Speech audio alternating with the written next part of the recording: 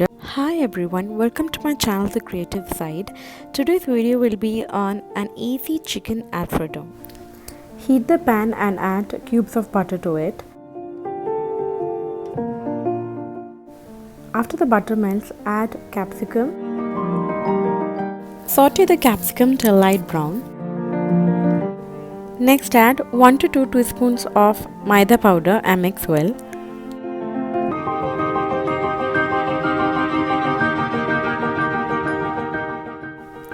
Add about half a liter milk and mix well till it thickens.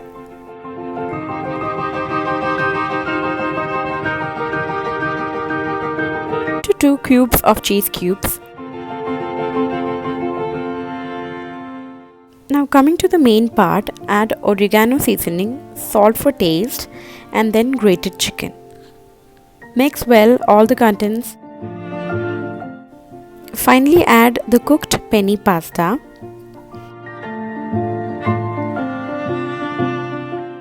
Add pepper powder for an added flavor. I hope you would all try out this recipe at home. Thanks for watching and do subscribe.